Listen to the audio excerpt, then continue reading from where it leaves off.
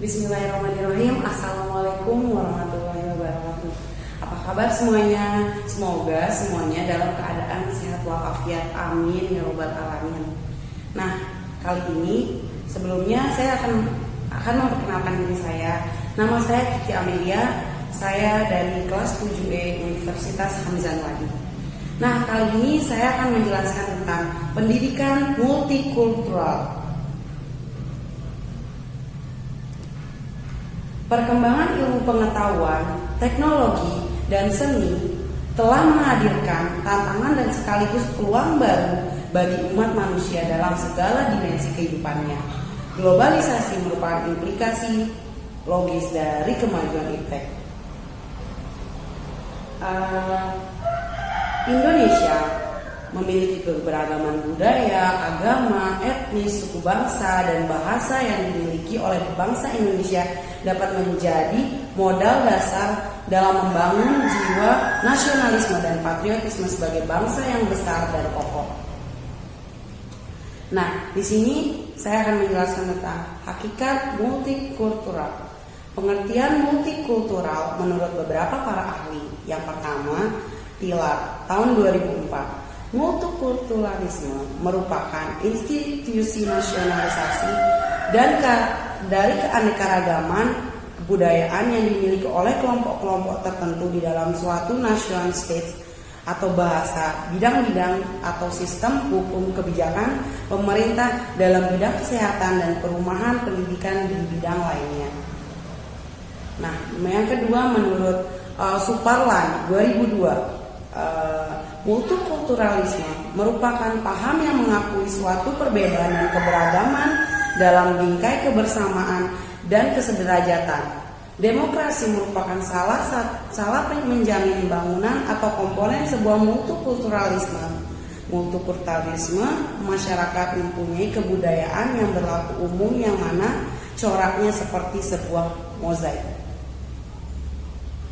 Nah, di sini selanjutnya saya akan menjelaskan tentang konsepsi pendidikan multikultural. Pengembangan model pendidikan multikultural harus diorientasikan pada yang pertama, penanaman pemahaman dan kesadaran akan keberagaman dalam kesatuan. Yang kedua, pengintegrasian domain multikultural secara holistik ke dalam mata pelajaran. Yang ketiga, pengembangan konsep dan generalisasi pokok pendidikan multikultural. Yang keempat, pengorganisasian materi pendidikan multikultural. Dan yang terakhir, yang kelima, pengembangan model penilaian kompetensi multikultural. Selain itu, model pendidikan harus bertitik tolak dari kompetensi yang harus dimiliki oleh siswa sebagai warga negara, yaitu memiliki dan menguasai. Selanjutnya, yang pertama, pengetahuan dan pemahaman terhadap keberagaman. Yang kedua, sikap dan keterampilan dalam keberagaman. Yang ketiga, sikap dan keterampilan bertoleransi, berdemokrasi, dan berempati terhadap sesama. Dan yang keempat, ketertanggapan dan tanggung jawab sosial. Dan yang terakhir, keterampilan merencanakan, melaksanakan, dan mengevaluasi konteks keberagaman dalam kehidupan real di masyarakat. Selanjutnya, kita tahu Indonesia adalah negara multikultural dengan keanekaragaman agama, adat istiadat, budaya, dan suku bangsa. Keanekaragaman tersebut merupakan kekayaan dan aset yang sangat berharga. Selanjutnya, di sini saya akan menjelaskan menurut Banks tahun 1995 menawarkan 3 model pendidikan multikultural yang layak dikembangkan di negara-negara dengan tingkat heterogeneitas tinggi seperti Indonesia, yaitu yang pertama, memasukkan pendidikan multikultural secara terintegrasi dalam mata pelajaran atau disiplin umum. Yang kedua, mengembangkan atau mengadakan suatu bidang kajian atau mata pelajaran khusus tentang multikultural dalam kurikulum nasional. Dan yang ketiga, menjadikan pendidikan multikultural sebagai paradigma dalam pengembangan kurikulum nasional. Selanjutnya, Rasional utamanya adalah untuk menjadikan masyarakat terdidik memiliki jiwa, sikap, keterampilan diri dalam menyikapi perbedaan untuk menumbuhkan nasionalisme kebangsaan. Menurut NSCC 2004, rasional akademik pendidikan multikultural ada 4. Mungkin teman-teman bisa lihat di PowerPoint saya. Saya akan menjelaskan satu saja. Yang pertama, menjadikan pembelajaran lebih menarik dan relevan dengan kehidupan siswa. Dan yang kedua, mengkondisikan siswa yang terbiasa berbagi tentang budaya dan realisasi sosialnya.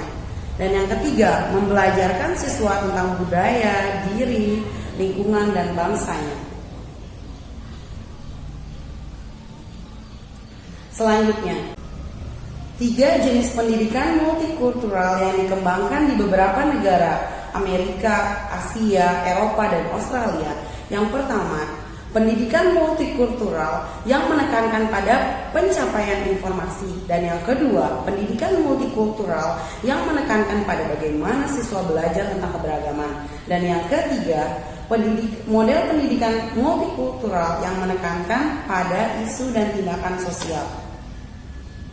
Nah, di sini saya akan menjelaskan tentang tujuan dari pendidikan multikultural menurut Raharjo 2005 adalah: yang pertama, meningkatkan konsep dan pemahaman diri. Yang kedua, meningkatkan sensitivitas terhadap orang lain dan masyarakat bangsa lainnya. Dan yang ketiga, meningkatkan keberterimaan dan pemahaman terhadap keberagaman, konflik sosial, kebudayaan nasional, budaya dunia, nilai diri, dan perilaku sosial standar. Selanjutnya,